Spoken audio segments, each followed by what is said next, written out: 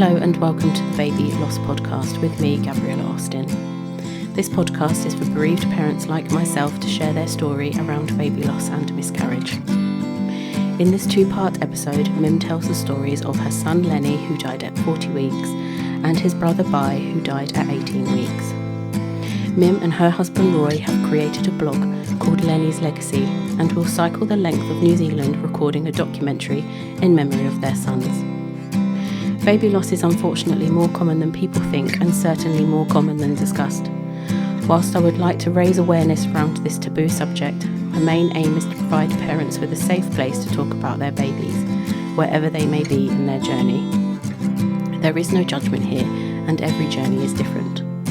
Welcome to the second series where we continue to tell the stories of our babies gone too soon. Trigger warning for this episode: discussion on stillbirth, baby loss, miscarriage, COVID-19, CPR, medical termination, and contains explicit content. Okay, hello. Mim, when you're ready, please feel free to talk about Lenny and Bhai. Okay. So I guess it would make sense to talk about Lenny first, because he was born first. So Lenny is our first child. And shall I tell you a little bit about the pregnancy, or? Yeah, start wherever you want to start. Yeah. So we were very fortunate to get pregnant quite quickly. After we decided to start trying. I found out that I was pregnant because I was really sick. And then I'd taken my bike in to get serviced, and I got a bill for this service. And I got it and I burst into tears, and I just thought, I'm not usually someone who just cries about bikes. Yeah. And I thought, I'm just feeling really weird. And so I ended up doing a pregnancy test earlier than I was supposed to. I hadn't missed a period yet. And in the middle of the afternoon, after being sick and crying about my bike. So, and I think I did about 7 tests over the next days because I just didn't Believe it? Yeah, just and then pregnancy was a healthy pregnancy. I was really sick, and that at the beginning, and that was quite worrying for me because I said before we started recording, when I was talking to you, that I'd been quite poorly in my 20s. Mm-hmm. And I think I just worried about me getting being unwell, and then the impact that could have on Lenny. But the sickness kind of eased, and everything was quite easy, really. We had the 12-week scan, and we'd already told people. So I'd already told some people because it was around when the COVID restrictions were easing. Mm-hmm. So like the first time I met up with all my friends for the first time in like 2 years or whatever it was, and didn't order an alcoholic drink. Yeah. So I'd kind of, but I did know that things could go wrong, but I suppose I thought if things went wrong, these are the people that I would tell anyway. So we had the 12-week scan, and then I was still a bit worried, just because I knew some people who've sadly had kind of losses later on in pregnancy. I had the 20-week scan and everything was fine. And I think I started to feel more confident then. Yeah. It was a really busy year because I was doing a master's degree and working, and Roy was working and was doing a self-build extension, which Yeah, a little bit busy, and growing a baby. and growing a baby, so it was really chill. Which I just sort of agreed to the self-build extension, not really thinking that he would do it, and also not realizing how disruptive that is, because it's not just having work done on your house, it's having work done on your house by your husband who isn't a builder on his own. So it goes on forever. And so it was a busy time. And the only real kind of hiccups through the pregnancy were that at 30 weeks, my midwife sent me in to get checked over because I was having some kind of like discomfort in my stomach. And basically the hospital thought that might have been constipation. Okay. along with baby moving more and growing and the ligament stretching and all that sort of stuff. So we went in and we were in hospital for quite a long time that day and got checked over, and at the same time she was worried about growth as well. So like a few days later I went in for a growth scan, and the scan showed that Lenny was on the 50th centile, so like right bang in the middle of where he should be. But he was breech, so they wanted to kind of check that later on. And in between, so when he was breech, towards the end of my pregnancy, I actually changed hospitals for a number of reasons. One, because I wanted to go. One, because one of them is just much easier to get to, and because with the restrictions, Roy was allowed to come in sooner and stay for longer, which was important for me.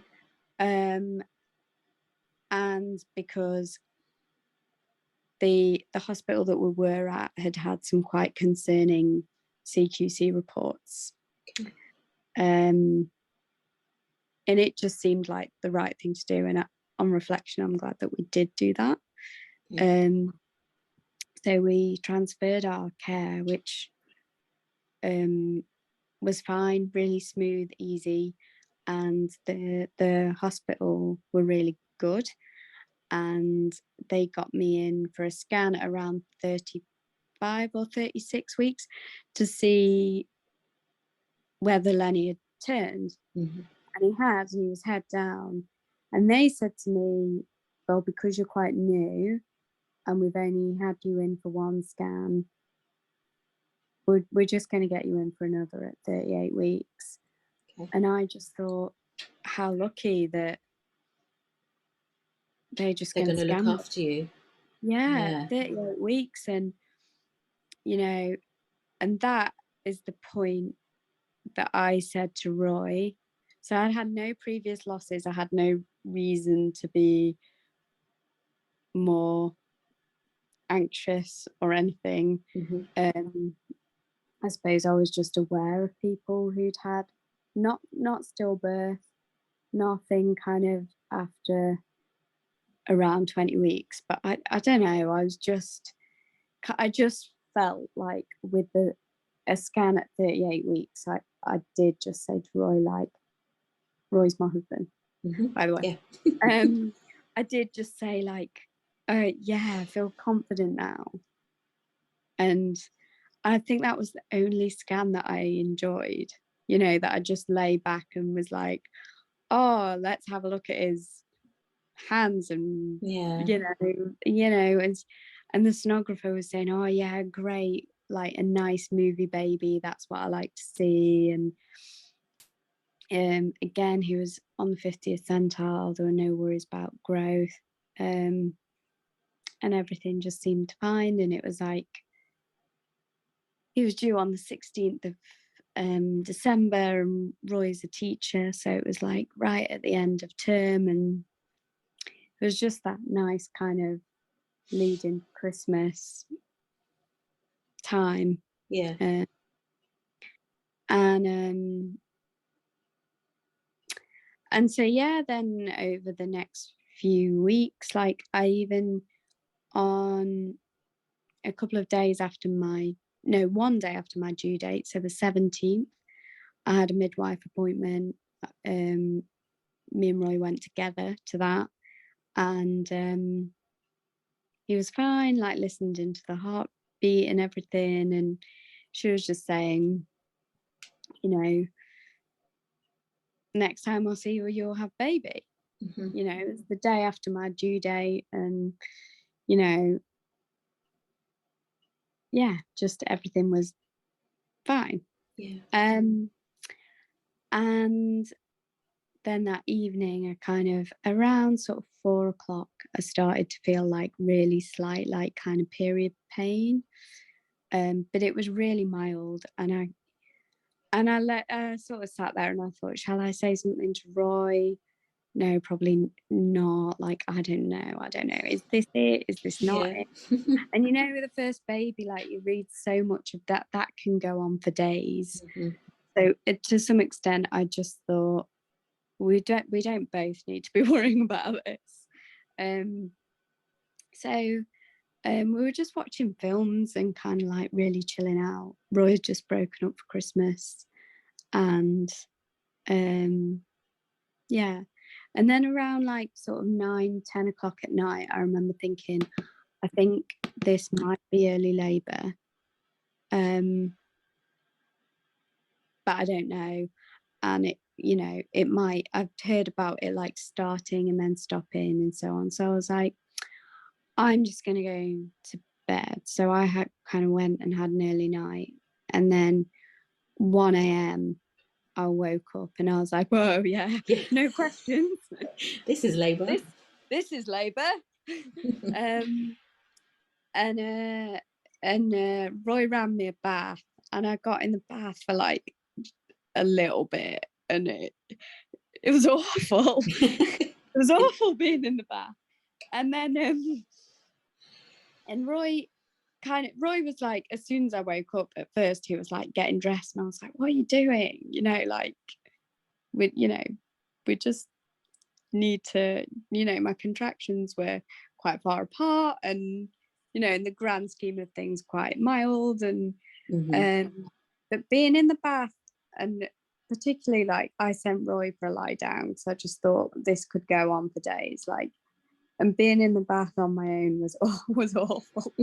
Not relaxing. No, and I really do feel like my experience is that birth partners are just so important, because when I was with Roy, and I just felt safer and calmer, and everything was more manageable, and he reminded me to do things like breathe, So I got out of the bath and went to the bedroom, and he helped me put TENS machine on, which my friend had lent me, which was a genius invention. And that just really helped. And we were just feeling really excited, and kind of felt like things were going well. And then a few hours later, Roy rang the birth centre, and they asked to speak to me, and they just listened in for really quite a long time. I think it was about 20 minutes. And she said, you're doing really well. Sounds like you're coping with the contractions. It's your first baby, so I'd guess you're about 2 to 3 centimeters dilated. you want to call me back in an hour? You might be more like 4 to 5 by then. If you're worried at all, give me a ring back. So we sort of thought, so the hospital was like maybe 20 minutes away, and we were quite happy with that plan because she'd listened in to the contractions. Mm-hmm. You know, I just sort of thought, okay, that's fine. You felt reassured. You felt reassured. You felt I felt reassured, and I felt listened to, felt reassured, and I felt like, I remember her asking, "Have you felt Lenny move? Have you felt the baby move?" And I said, "I don't know," and that plays on my mind now. I said, "I don't know," and I said I didn't know because I was in the throes of these contractions. Yeah. And it's really hard to feel what is movement and what's contractions. And then she said, do you want to give me a ring back in about an hour? But 40 minutes later, we heard a noise, and I looked down and my waters had broken, and they weren't clear. Mm-hmm. They weren't clear. So I knew that meant there was meconium in our waters, and I knew that meant that we had to go to hospital right now. One of the things that plays on my mind, and one of the reasons why I want to kind of tell my story really, is that I only knew that was a concern because I had read so much and researched myself so much, and read like other people's birth stories and so on, and and so I knew that was meconium, and I know that what happens then is you go to hospital and they have to put you in a consultant room, and I suppose that kind of information just wasn't information that was given to me by any healthcare professional, or no one told me that could happen, or it was all my own kind of reading and so on. So I said to Roy, ring ahead, tell them we're coming, and tell them there's meconium in the waters. So he did, and it felt like just as that happened, which makes sense to me now I know a little bit more about kind of everything, is it's like my waters broke, and then like everything just got way more intense really quickly. So I had to somehow get downstairs, and I'm just looking back and I just think, how do these people have pictures with their newborn babies, and they've got their hair done and their makeup done and whatever? Like, there's me, because I'd gone to bed, right? So I just like grabbed like my pajamas and my dressing gown, and I had these, like gosh knows what I must have looked like. And so we got to hospital, and Roy just parked in the ambulance bay, or I don't know where he parked, not where he's meant to park. And he had to, we've got a van, and he had to like kind of carry me out of this van, because I remember being okay until we turned like round the corner into the hospital, and just feeling like my body was starting to push. But at this point, I still thought, no, come on, you're like, it's your first baby, probably 3 centimeters dilated. Stop overreacting. Yeah. Stop panicking. So we got into the hospital. We went the wrong way to begin with, which shows how much panic Roy must have been in, because he doesn't do, like, he's got an inbuilt sat nav. So we end up at the door of the birth center, and I just kind of like pressed the buzzer and then like collapsed onto my knees and I just remember someone saying, "She's on the floor." And apparently more of my waters went then, but they were clear. But I have no recollection of that. Roy had offered for me to go in a wheelchair, and I was being really stubborn about not going in a wheelchair, because when I was ill in my 20s, I used a wheelchair for many years. And so I was determined not to use this wheelchair. And then we got into the room, and I just like grabbed the midwife. I just like looked at her really intensely and went, "Help me." Because everything just went from I feel quite manageable to like, Out of control.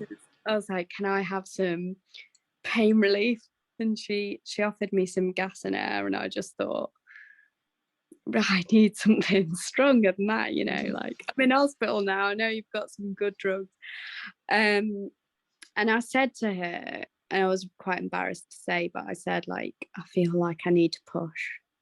And she examined me and she said, well, you can, you're fully dilated, which was a shock to me, certainly, but also a bit of a relief, because I thought, if this is 2 to 3 centimeters, like, what on earth? But it was also a bit disappointing then, because I thought, I know now this means no drugs. Yeah, it's too late.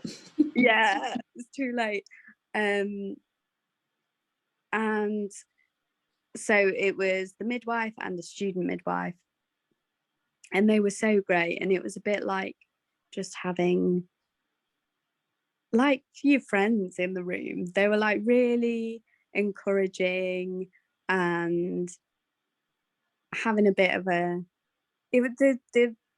whole atmosphere was just really kind of calm and jovial, and like yeah, even though we were in a consultant room and it was quite kind of medical and whatever, because we'd got there and Roy was like inquiring about the birth pool, and I was like, forget the birth pool. But I also knew that with meconium and being fully dilated, I just thought, oh gosh, that does not matter. So you know, we were monitored, and what we know now, because we've had like this national investigation and everything, and what we know now is that quite near when we first arrived, Lenny's heart rate dropped, but then it very quickly recovered. And the midwife called for help, and the senior midwife came in and they were monitoring me, but I don't really remember the atmosphere in the room changing too much at that point. So it was like they were really encouraging, and I was aware that they were trying to monitor Lenny, but you know, I was pushing well, and they were the whole time. I remember the student midwife saying, I've got my finger on his head, he's just there, like he's just there. Like they could see his head, and you know, it was all like, you're gonna meet your baby, and it was all really encouraging. And I remember at one point just freaking out and saying, oh, I can't do this, to one of the senior midwives, and she was like, but you are doing it, and you're doing it really well. And then a doctor came into the room, and he said, we're a bit worried about your baby, and he's struggling. Again, this was all kind of really calm. He's struggling a bit. If I want to do a little cut and help to deliver him, and is that okay? And just the way that he delivered that information was so clear and calm and concise, and it was really good. Again, what I would say is, I knew about episiotomies and so on because I'd done my research, and because, you know, I'd done this online hypnobirthing course and I'd read a lot and so on. So I knew about what that meant, and that must be really scary for people that didn't know that that's a possibility. So I was just like, yeah, whatever, like, do what you need to do for the baby, right?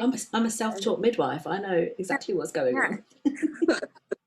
Honestly, I'm such a nerd. I read a systematic review to decide whether or not to have a sweep. Like, Um, no, not nerd.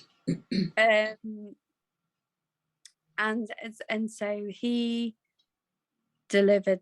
He only needed to make a small cut, thankfully, and then used like the suction cup. And I think Lenny came out, like his head came out in like one push. It was really easy, and then I didn't like feel another contraction, and I was trying to push because I knew that they really wanted him to be delivered, but I just didn't feel it. And one of the midwives like massaged my uterus, and that brought on another contraction, and I delivered Lenny, and he was placed on me, and I remember as he was placed on me, like just that they were lifting him out, someone said cord, and they like untangled him from the cord, and he was placed on me for like a fraction of a second, and then lifted off me, and then he was resuscitated, and doctors tried to resuscitate him for 25 minutes, and the doctor turned around and just said, I'm so sorry. And even when he was first resuscitated, like when he was first being resuscitated, again, because of everything I've read, I knew that a lot of newborn babies are resuscitated. And I had no concept of time. Like all the events that I've just said that happened in hospital, I think that was less than an hour. In between me arriving and him being delivered was less than an hour. I think in between me arriving and Lenny dying, being pronounced dead was about an hour. So this whole thing happened really quickly. Yeah. And when he was first being resuscitated, I just thought, this is okay, because babies are resuscitated. And I remember Roy's face just looking horrified, and Roy could see more than I could. And what I didn't know then that I know now is that Roy used to work in a hospital years ago, that hospital actually.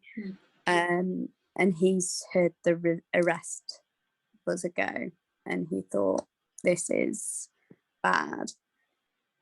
And it just didn't settle in for me. So the doctor turned around and said, I'm so sorry, there's nothing more that we can do. And I kind of thought, and then everybody left the room. I think Roy asked everyone to leave the room, and he just hugged me, and he just held me. And I think it, like Roy's, the thing that I remember most about the resuscitation is Roy's face just looking absolutely horrified, like really, really traumatized. And he just didn't look away. Whereas I was laid down and I was a little bit more out of sight. And I think that's what's so confusing about Lenny's death, is things went from being absolutely fine to not in a fraction of a second. Yeah. And then, so me, Roy, and Lenny were in the room. And then a midwife came in who we'd not met, and she introduced herself. And I don't think you can train somebody to be that kind and that compassionate as she is. She features quite heavily in our story. And I remember at that point Roy just said, when can we go home? When can we go home? And I was thinking, I've not even been stitched up, I've just given birth, like what the hell? And he was just in shock. He was just in absolute shock. And I think he just thought, if we go home, we can replay this day, and this hasn't happened. And I think everyone was in shock, and that's, you know, what we found out since Lenny died, is that everyone was in shock. He wasn't a baby that people thought was going to die based on the information that they had. It turns out the cord was wrapped in a really strange way. I'm so sorry that that happened so quickly, that Lenny was born and died that quickly. Like, Yeah. for them to, like you say, they placed him on you, so they didn't think they needed to take him away, and then thought, oh, we do need to take him. Is that what happened? Is that I think they were ready. I really think they were ready. I think they placed him on me to try and, as they were unraveling the cord.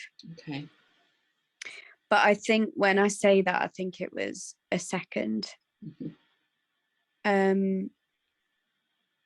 So I remember them saying, we're not going to be able to delay cord clamping. And I remember them, like, they were a little bit worried about his heart rate, but, you know, and I think now I know that when his head came out, there was more meconium, and they were like, oh, I think he might have aspirated some meconium. Mm-hmm. And what we know now is he had aspirated a lot of meconium, and that the aspiration and the cord entanglement together meant that he didn't live. And so we were just in a complete state of shock. It's hard to describe. And then the midwife came in and she asked me if I wanted to hold him. And my response was, is that what people do? Yeah. Because no one tells you how to respond if your baby dies. No. And it was such a shock. And I did hold him, obviously. And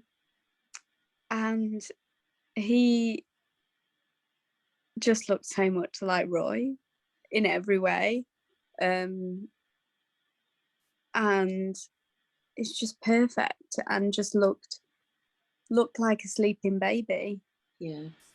And felt kind of warm and soft, and it was really hard to believe that he died and how he died. You know, we'd only arrived at the hospital an hour before and everything was fine. And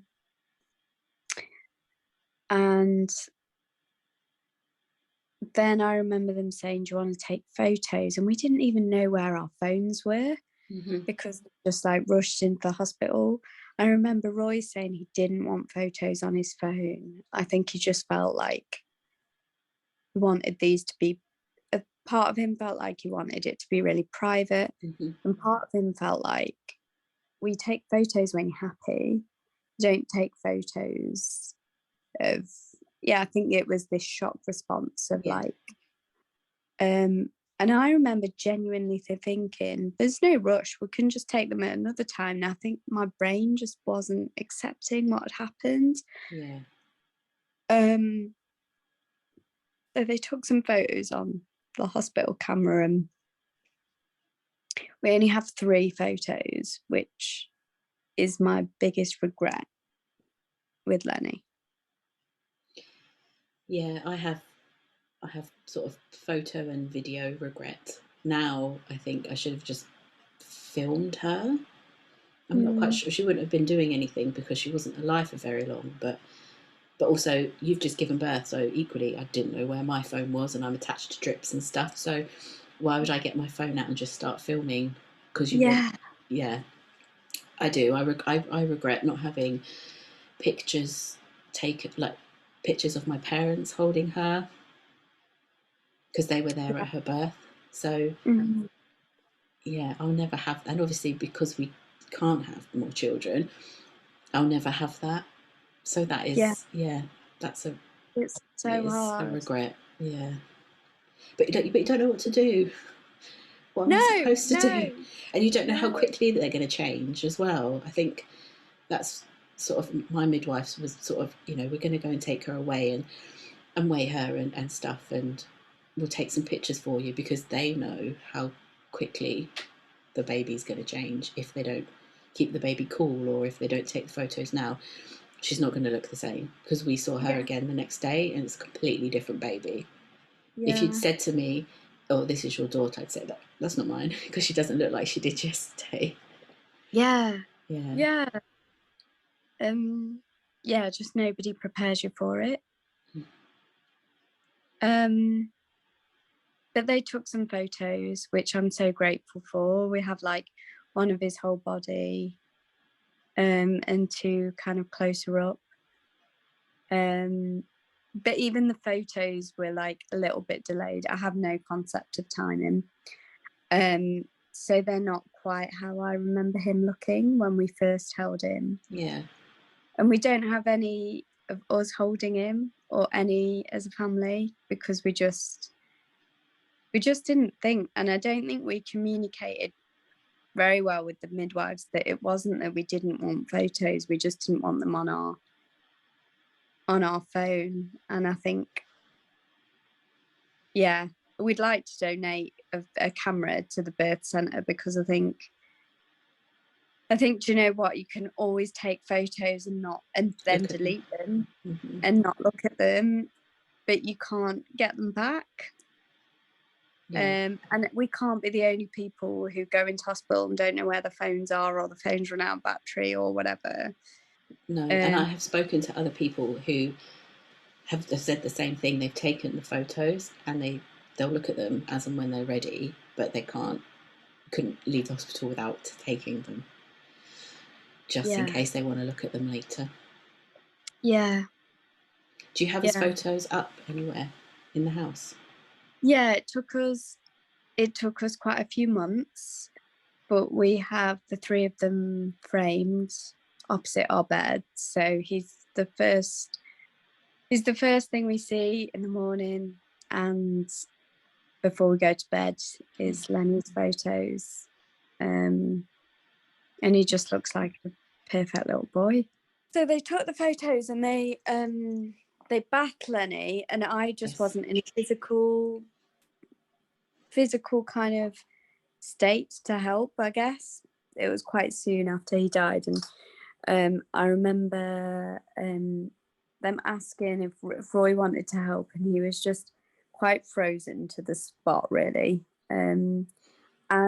But the midwife just had such a lovely way of including us. So she was saying, oh, you know, when I wash his hair, we'll be able to see better what colour his hair really is, because it had been, you know, it wasn't clear what, and so it was quite clearly blonde, which you can see me now. Where's the blonde? Bit of a yeah. So Roy's blonde and blue-eyed, and my mum's Indian and my dad's English, so I'm kind of darker hair, darker complexion, and Lenny didn't look at all like me. And yeah, she was just bathing him and just kind of talking to us about him and saying,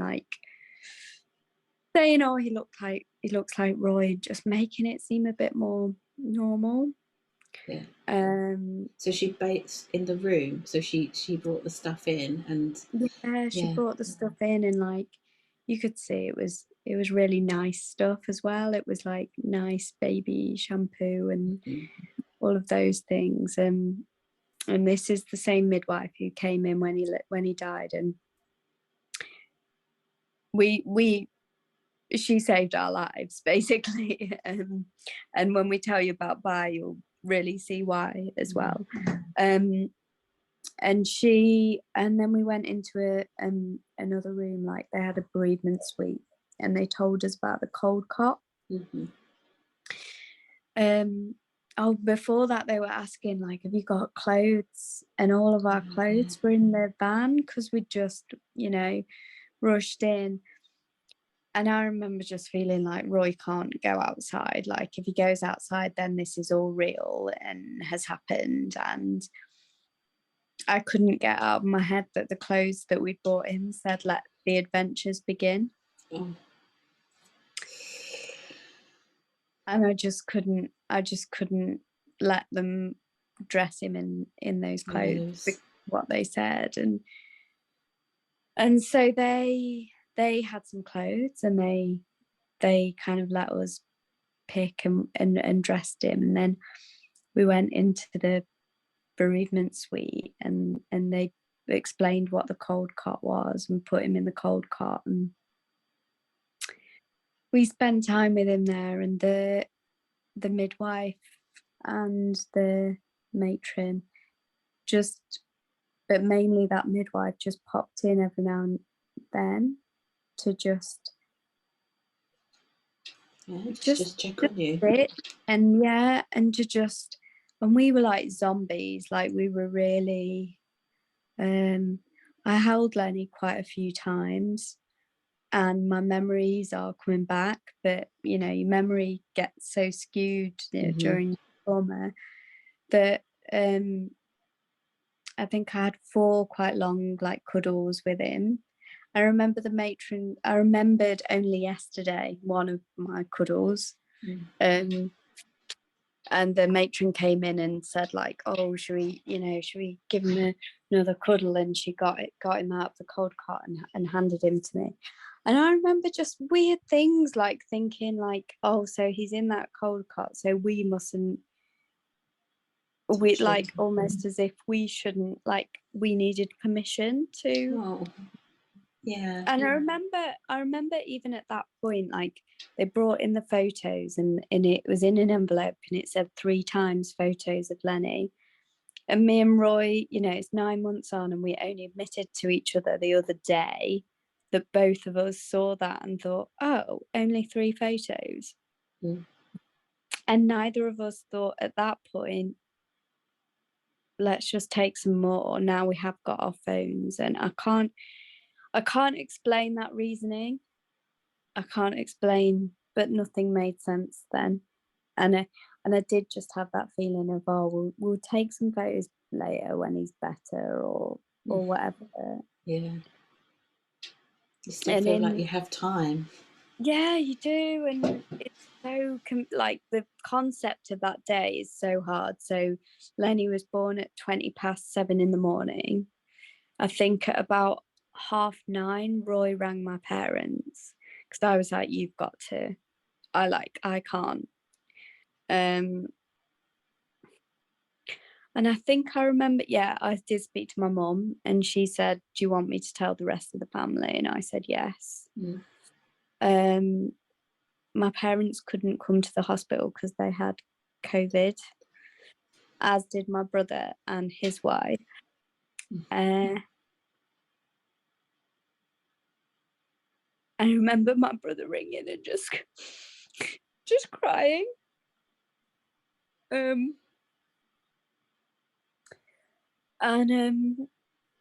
I remember just at one point later in the day just saying to Roy, we need to tell everyone.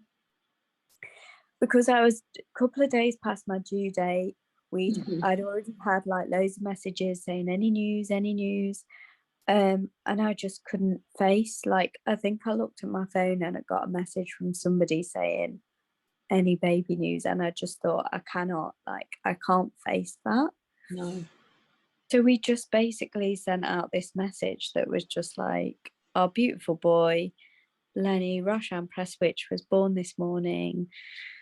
And sadly, I think we described it as stillborn, which isn't a phrase that, I mean, one, it's not really an accurate representation of what happened, which is one of the reasons why I feel uncomfortable with it. But there's a number of reasons why I feel uncomfortable with that phrase, but that's the phrase we used at the time, and just kind of told everybody. And then I don't remember much about the time, how we spent that day. I think at one point I had a shower. Roy helped me have a shower. And I remember thinking things like, I was drinking a cup of tea and I thought, I've got to put Lenny down because I can't spill tea on him. Because you just can't fathom that wouldn't hurt him because he's died. And I think it was that evening when Roy said to me, I think he's changed, and I think it's time. Like, I think he'd changed in appearance, and there was something that I can't explain. I'm not, religious, but I guess it's something kind of spiritual, as in it just felt like he wasn't there anymore. Mm-hmm. And we said goodbye. And I think, like I said to you on the phone earlier, one of the things that I find sad is that I think there were people that offered to come, and I can't remember whether they offered the next day or that day. Mm-hmm.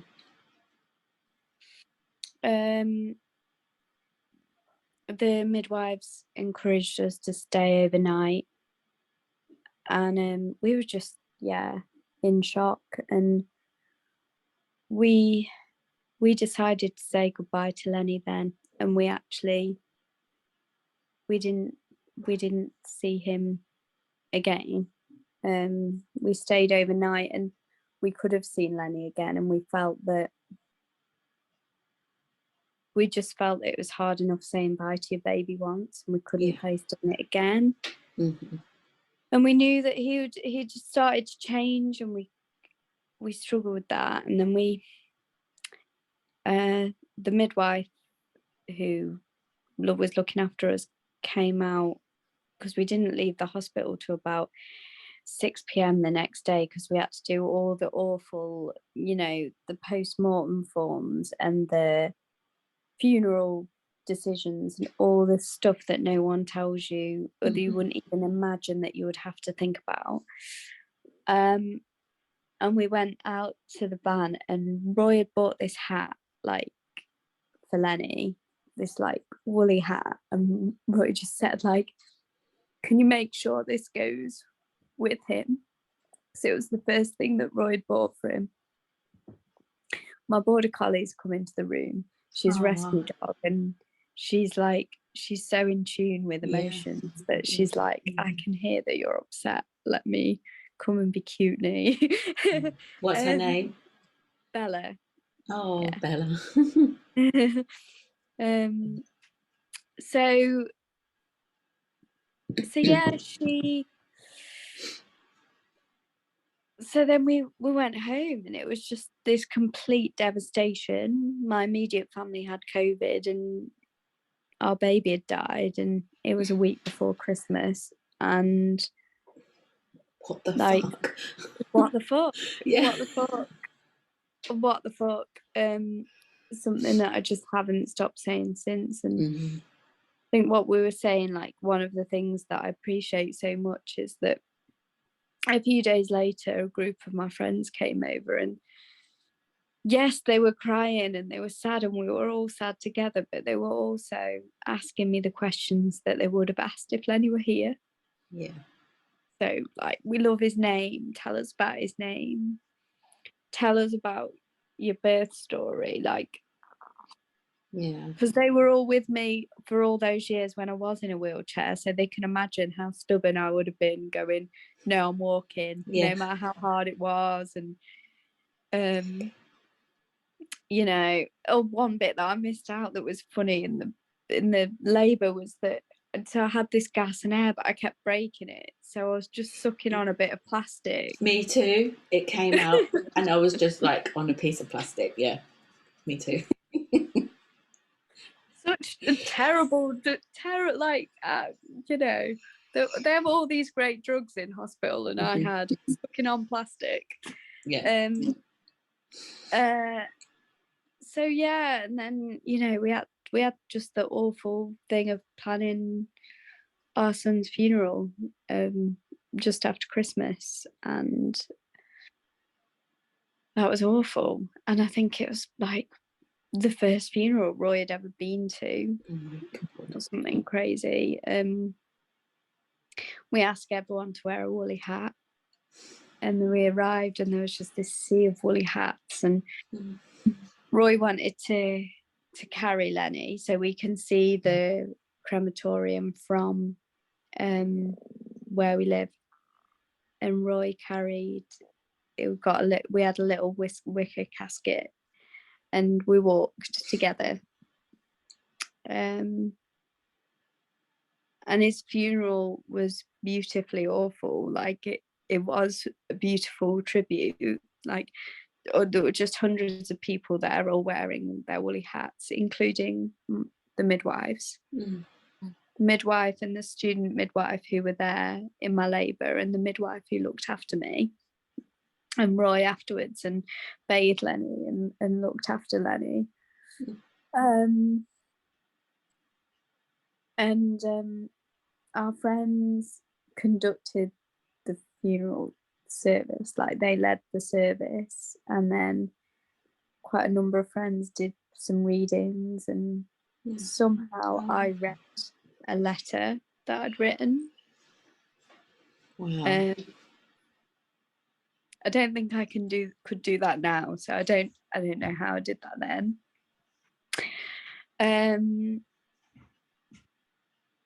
And yeah, it felt like a beautiful tribute to him. It just felt like the one thing that we could do for him.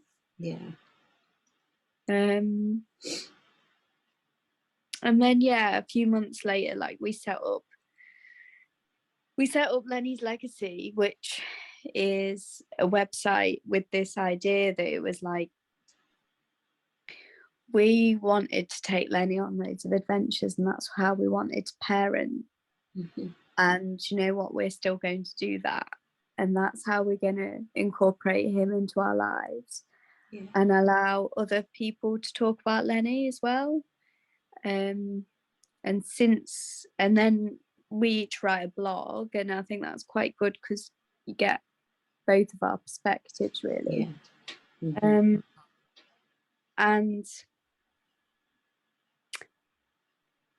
so that's been quite nice, because it's just opened up a bit of a conversation and allowed people to talk about Lenny and share when they're thinking about him as well, which is really nice. And our latest thing, like I was saying to you earlier, is that we are, because it's Lenny's first birthday, would be, I suppose we haven't mentioned Bhai yet, but it would be Bhai's due date in December. So that's going to be a really hard time for us, and we are going to New Zealand, and we're going to cycle from Auckland to Queenstown, and most of it's going to be camping and roughing it, and going to try and make a film and try to document our journey and document the feelings, and kind of raise awareness of baby loss, and also provide a bit of hope, like show that there are, and to kind of give us a bit more hope in the universe. And trust in the universe. Think after, when you've had the rug pulled from underneath you, it's hard to trust the world. And I think things seem so out of our control right now that we're just putting ourselves in a really uncontrollable situation. And we want to raise awareness of baby loss just in the general consciousness, to raise the profile on the issue, so there's more research, more knowledge, more, so that people are more informed, and so that those of us who have experienced it can talk about it a bit more openly and with a bit more understanding. And because grief doesn't always look like crying in the corner. And just to show that we do speak about our children, and just like any new mums, any mums talk about their children, that's what we want to do as well. So that's our latest. I think Lenny would approve anyway. I think he'd approve. I think that's pretty awesome. Thank you so much for finding and continuing to listen to the Baby Loss podcast. If you would like to be a guest on my podcast and share your baby story, or if you would like your Baby Loss charity featured, then please get in touch by searching Baby Loss Podcast on your podcast app, Facebook, Instagram and my YouTube channel. If you have been affected by today's episode, then please reach out. SANDS can be reached via their website sands.org.uk, spelt SANDS, their Facebook page and their helpline on 0808 164 3332. Oscar's Wish Foundation is a charity offering bereavement support to families in Sussex and throughout the UK. They can be found on Facebook.